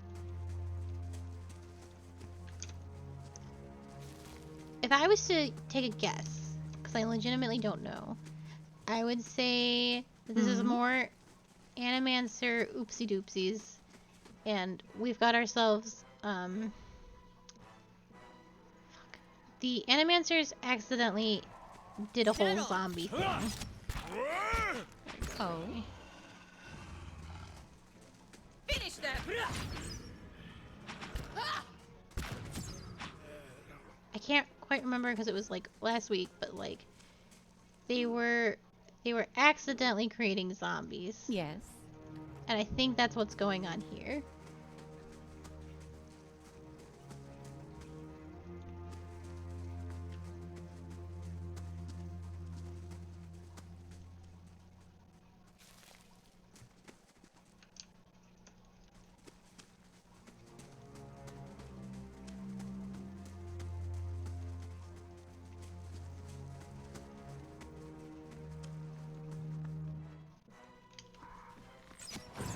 Oh my god.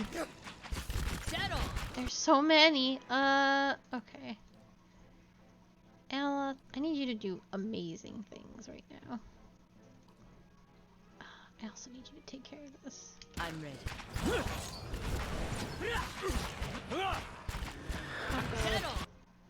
This did not go the way I anticipated. Oh, shit. Yeah, get rid of the wizard.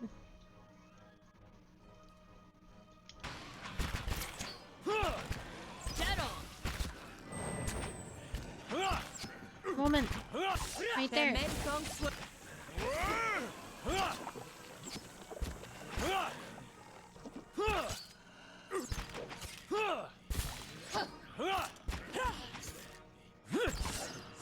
How many?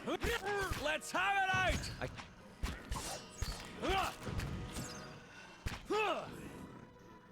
There we go.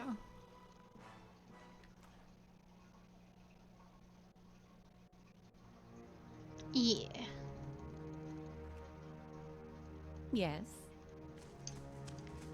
I am utterly abysmal at this fighting combat thing. Oh boy. Oh. I will deal with this momentarily. Cause like, I think this is the big tower that they were talking about. So I'm gonna wait. I want to finish exploring before I do any of that.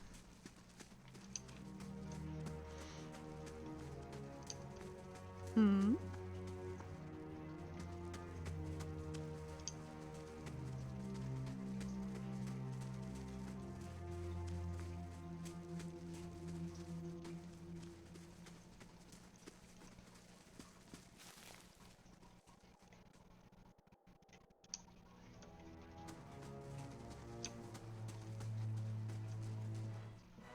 Well, I wanted to read that video game.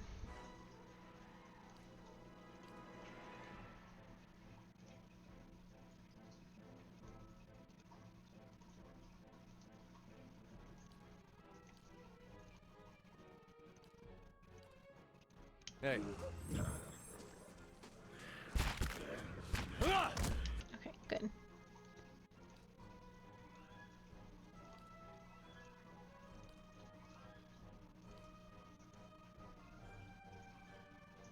Oh, you're not doing anything. Ready, Watcher. Dead on! Spot on! How may I help? Works too. Oh yeah, absolutely. I don't mind over much. It is definitely fine.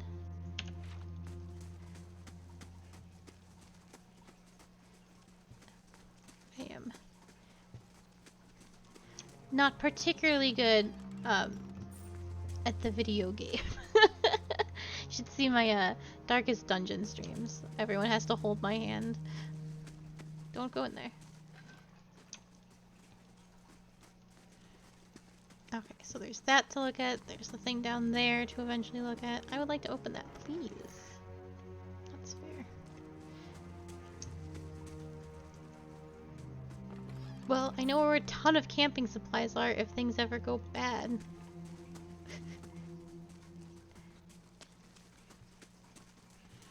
There's something to go through there. Hey. Spot on!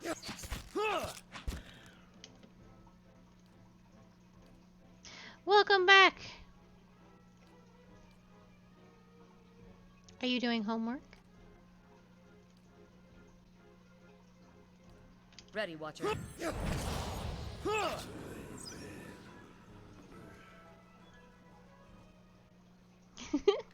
I always guess wrong. Yes. The mausoleum has been sealed tight. Well.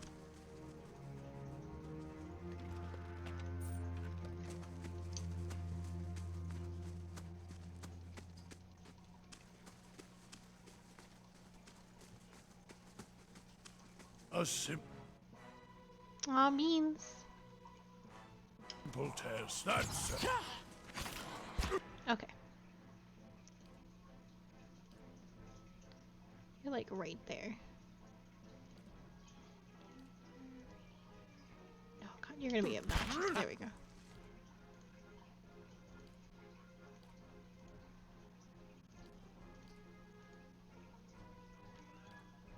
That's it.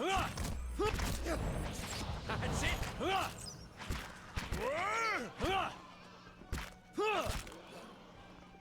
Yes. Oh yeah, it kind of is like Strathholm. Why is it always Oh. my bear?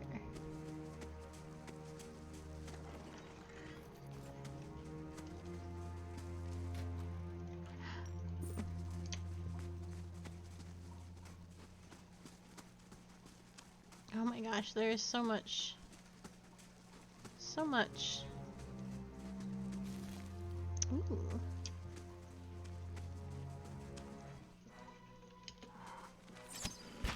Spot on. This is actually a huge problem. Hey. You're not getting through me. Oh god. Wow. Let us end this. Just do our best. Dead on.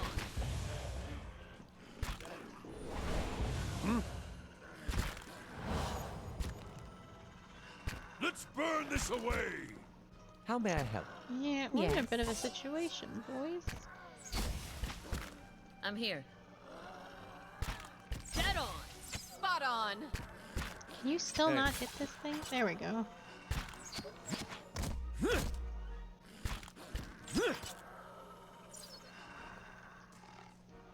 Certainly. I can do that. That's settled.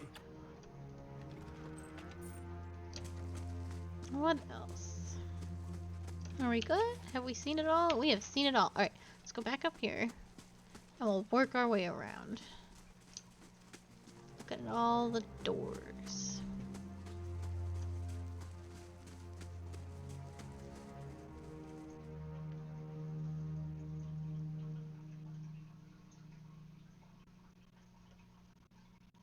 Oh, hey. Knights. Uh-oh. Oh, fuck. A woman turns when you enter. Her wide, pale eyes shine like lamps in the darkness of the tome. 4 Crucible Knights, however, nearby, their glazed expressions fixed on her. Reinforcements at last. I hope you've come armed because we've got a lot to get out of here. Because we've got to get out of here. Something about her seems hazy and insubstantial, even in the darkness of the tome. Who are you? A commander of the Crucible Knights. I led the militia stationed around Heritage Hill. Securing the district became my responsibility when this, whatever it is, happened. What are you doing here? I came searching for survivors. Only too late did I realize there weren't any. She brings a hand to her head. Her skin is practically translucent. I found myself surrounded by those creatures outside, and I had to seek refuge. Funny, isn't it? To hide from the dead in a building that was meant to hold them in the first place? She pats the wall of the tomb. Anyway, I've been waiting for more reinforcements. What are these soldiers doing here? She looks at them, but either she doesn't notice their distant gazes and the way they sway on their feet, or she thinks nothing of it. They're under my command, of course. They heard my call, and we've been waiting on a few more to help us fight our way out of here. I think something is wrong with you. I think something may be wrong with them. That's what I've been trying to tell you. We've been stuck here with no rations for I don't know how long. She closes her eyes and shakes her head. We need to leave while we're still on our feet.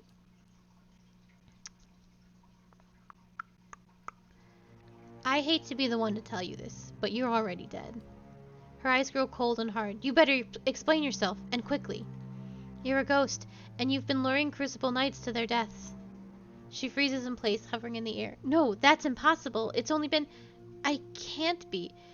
The other side of the tome is visible through her gaping mouth. She looks at her hands, seemingly for the first time, turning them in front of her. As her...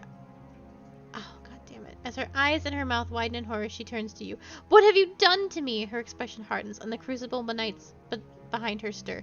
Novitiates, attack! This is the exact situation I was trying to avoid. And my tanks are all behind me. You're not gonna be able to make it.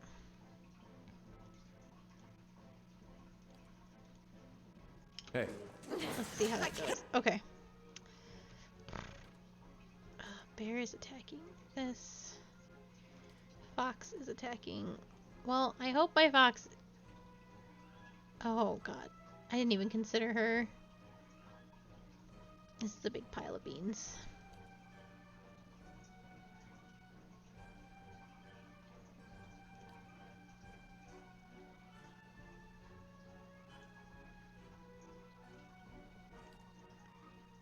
Do your best, Olaf.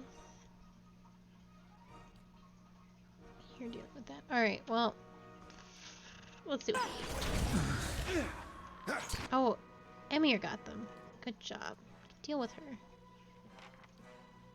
Now deal with that.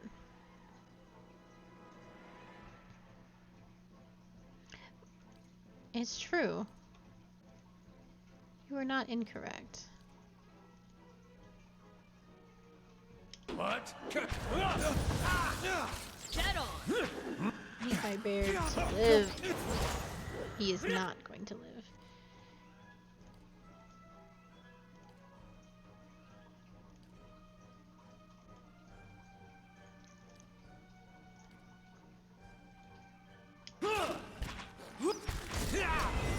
Oh, my boy, you gotta make it. Did you do it? Okay. I need you to come around here. Both of you, actually. I'm ready. Alright. Or you could do whatever you want. You're stuck.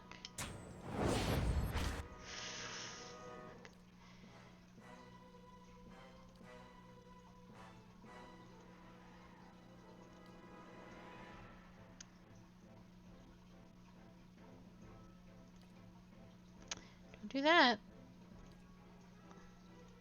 Yes? Okay, great. Go.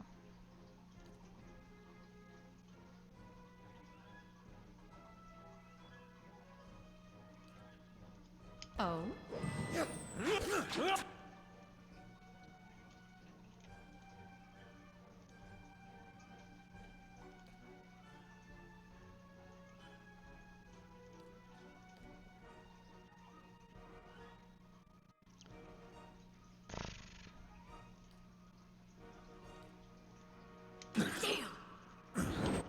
Fox, just do what you need to do.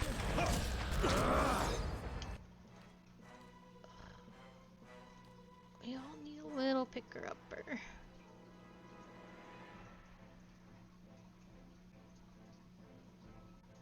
I can't move!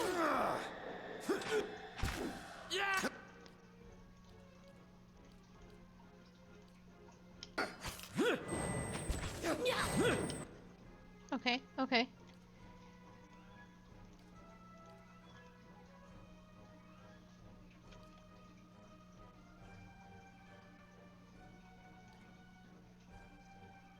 No.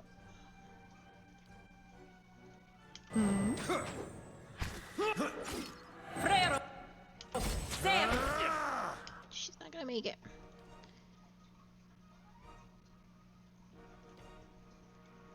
Curses! There we go.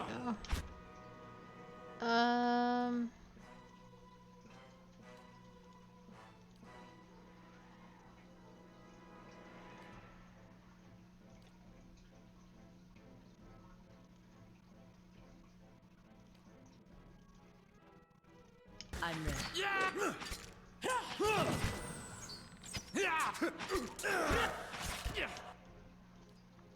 Oh my god, I have to blow everything to try and keep her alive, and that's okay, because we can just rest. Can you do? No, you're all the way back there.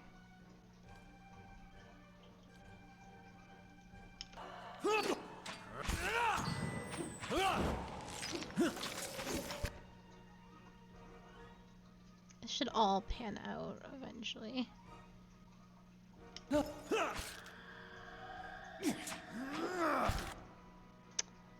Oh, it suddenly got very bad. Ready.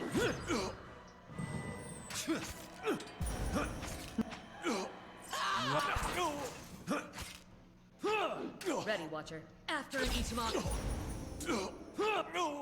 Yes.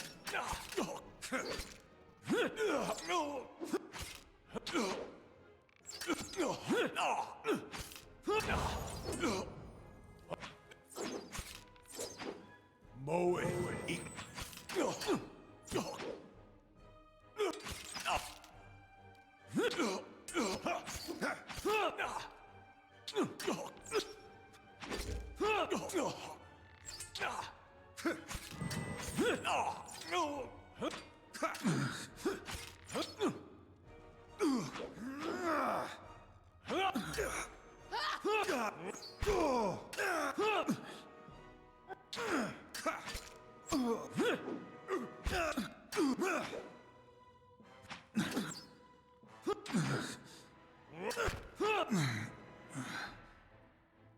Whew.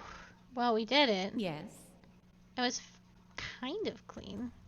I will take everything from you. Thank you so much. Certainly.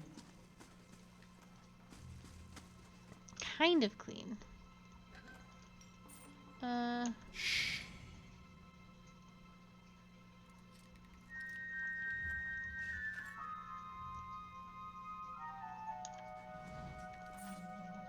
Okay, well, let's camp. Because everybody's very hurt.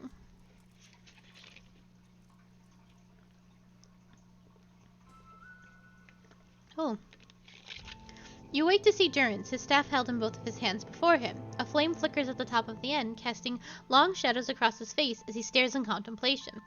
Still, for all the light of the fire, your eyes can't focus on him. Perhaps it is the awakening from sleep, or a trick of the light, but he seems indistinct, blurred around the edges, everything except for the staff.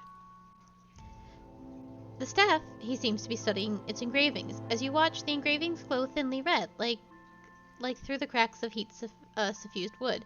The lines stream like molten metal, burning along the edges of the staff, then branch out in intricate series of fiery veins, branching thickly where his hands clutch the wood, pulsing as if a heartbeat. As you watch, the veins spiral into a dozen separate circles, circles that spiral again until they are arranged in a circle of their own. They pulse, wait, and all is strangely silent, and then suddenly there is a great light from the fire, a rushing of air, a great flash, and you awaken again to see Durrance in the same place, still holding his staff, but he is solid and real. He doesn't seem to have noticed you or reacted to what occurred. Can we talk about that, Durrance? Thought I felt your eyes on me. Now come the words. I had questions I wanted to ask you. If doubts and curiosity plague you, you're skinning your knuckles on the wrong door. I saw something strange. You were sitting by the fire, and I saw a great light from your staff. Tell me what you saw. It was a flash like an explosion, a rushing of air, incredibly bright. It is the light of the Godhammer you saw. Oh, thanks. Durrance takes in each word. He is strangely silent for a moment, and when he speaks, his voice is low. The Godhammer. It was a weapon of Deerwood's people, a symbol of their independence. It saved the Deerwood. What do you know about it? It brought the Saints' War to an end, knocked a god from his perch. There are few that would deny Aothis overstepped. The Godhammer reminded Aothis of it. You saw its light because I helped shape it, give it life, and release it into the world. Once seen, its glory is almost too bright to be believed, and too bright to be forgotten. You helped build the Godhammer? There were 12 of us. We fashioned the weapon, drafted plans for it, prayed for guidance at Ashfall, and it came to me there. Each of us were given a staff made from the forest of black trees around us, glowing with embers and fire far greater than this branch you see now.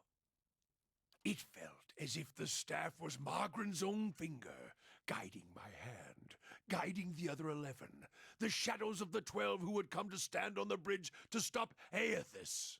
Shadows of the 12? Even in that stand, there was a ritual to it. For the 12 that stood on the bridge, there were a dozen shadows cast, a dozen faithful of Margaren, her fiercest supporters and shapers of the Godhammer. Durrance rests his staff in front of him, and the flame atop it curls for a moment. The light flaring slightly, it slips into a ring of flame, one after another, until a dozen is met. As 12 held Aothis fast, we 12 unleashed our prayers and let the Godhammer fall. Then it blossoms brightly once and resumes its candle intensity. In the aftermath, the shadows seem sharper in their vicinity, as if the edges, and you blink to clear your vision. Durrance is still staring at the tiny candle-like flame intently. Shadows cast by the fire of the Godhammer, perhaps. But we shared their fate as well in time.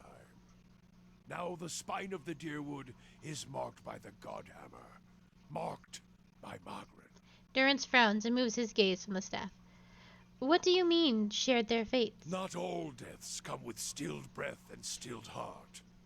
or other stilled passions beneath the waste. Some deaths come from silence. The connection we once shared with Margaret, after the light of the Godhammer, it was not the same. It was as if we'd lost our senses, and sense of purpose as well.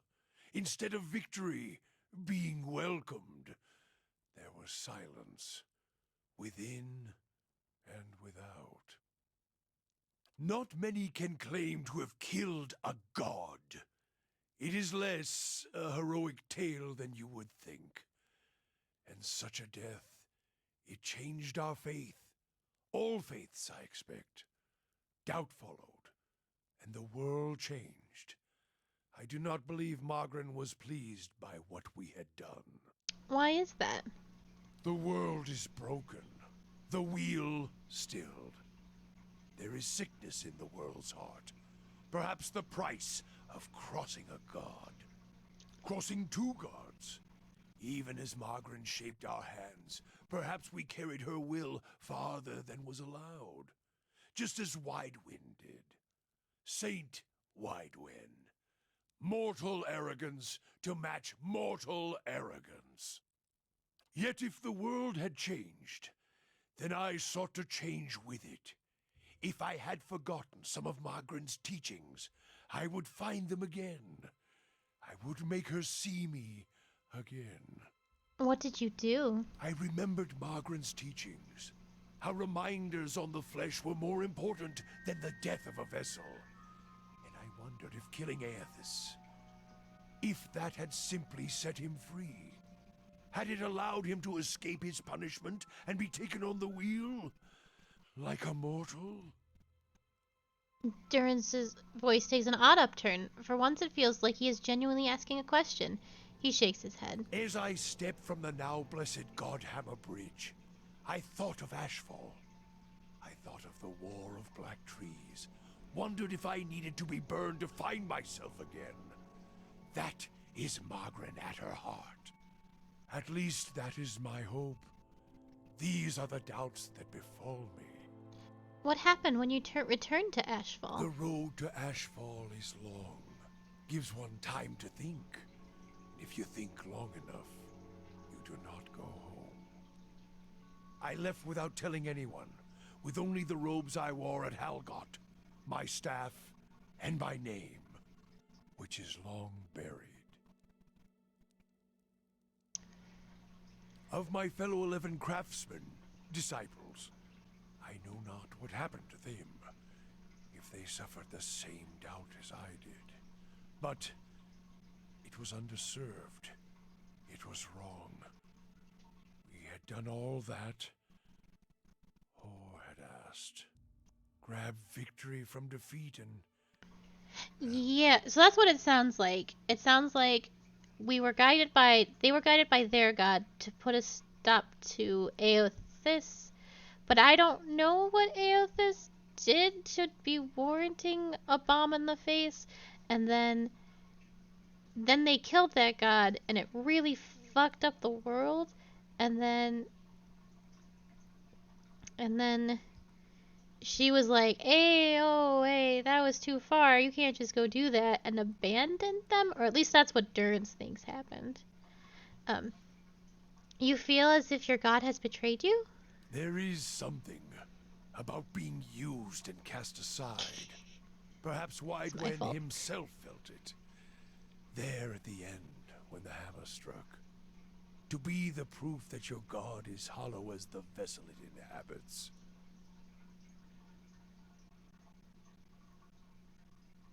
Yeah, they talked about him overstepping. He is a god.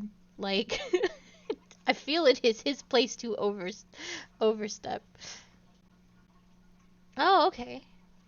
I tried to find purpose, and avoided all contact with other Magranic priests. Did not seek the walls of Ashfall. Maybe.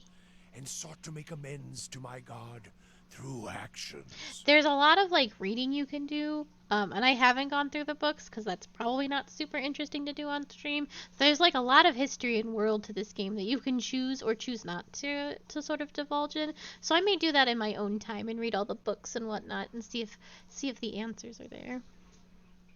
I joined with the Purges for a time, and not long after came the first signs of the Hollowborn. So many In the crimes, game, trespasses, violations, like little notes and the stuff. Salvation.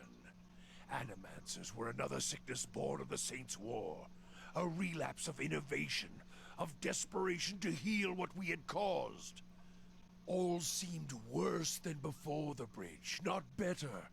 And as years passed, the world became even worse still for the victory. Yeah, this isn't World of Warcraft lore where you have to go and find the several books by different writers to fill in the gaps of the story.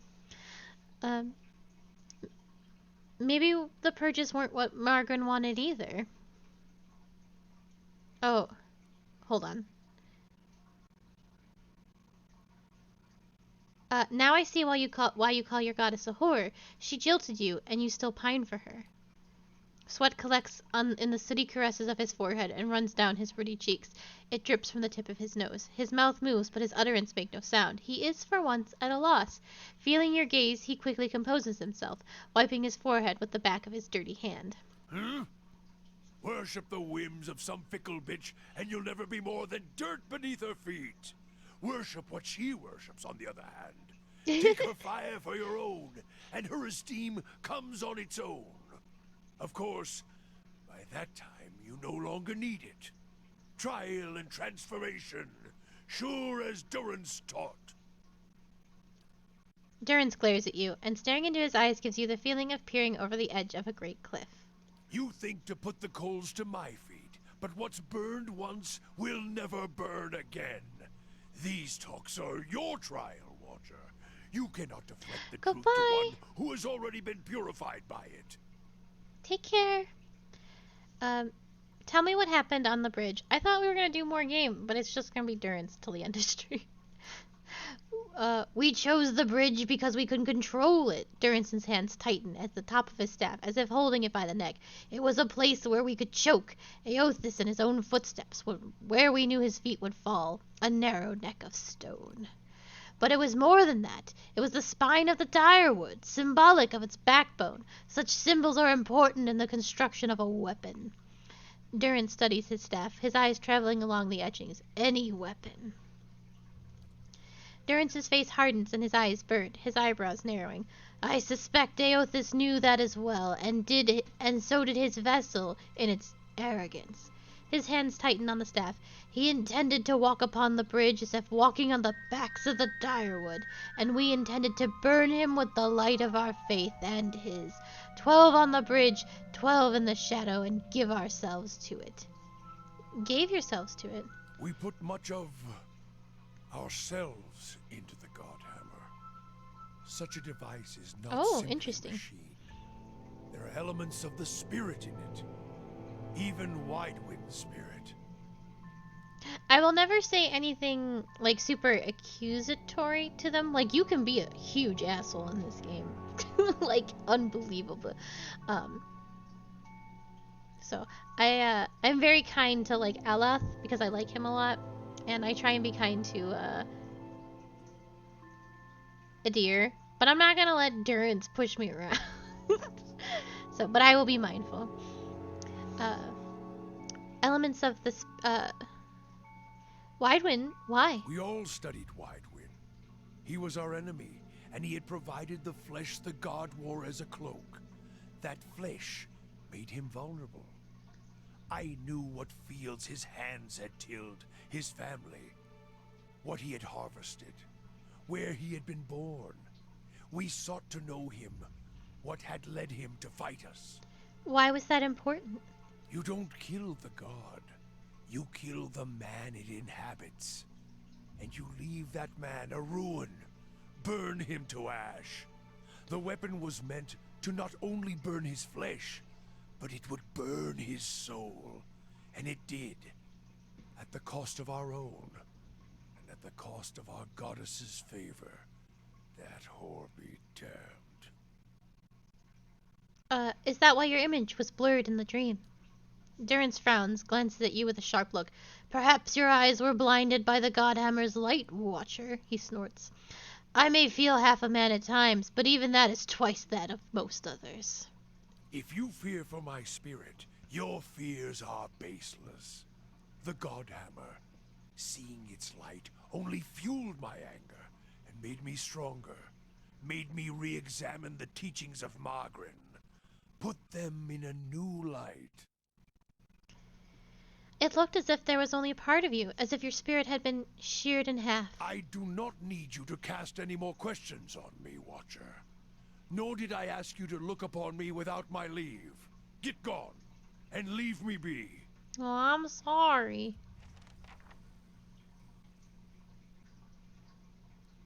Oh? Well, that took all the time.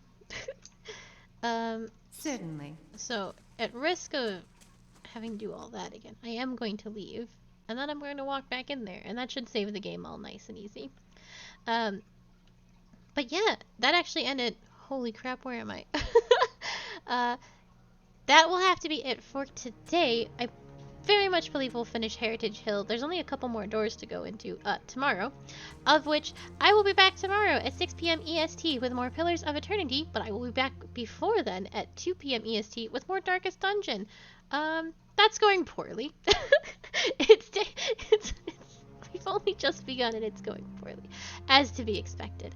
Thank you so very much for watching and following and subscribing. As I said at the beginning of the stream, we just hit our 15 subscriber points. So I have a new emote for tier 1 subscribers that will be available in the coming days. I think it took like a week last time for Twitch to get it going, so it might be a little bit, but there will be a new emote. Yeah, emote hype. So thank you very much. If you're looking for updates about me, like if I have to cancel a stream suddenly, you can find those on Twitter. Find me on Twitter, which is linked below. And if you're looking for the beginning of this series, or any of my other series, you can find those on YouTube, which is also linked below, along with everyone who has helped make this stream possible. The people who have done my emotes, who have rigged my model, who have done the art of my model, who've done all of the art you see, they are all linked below, and I can't recommend any of those people enough. They are fantastic, and so are all of you. I really couldn't be here without any of you. So thank you, and I hope you all have a lovely evening, and I will see you tomorrow. Goodbye.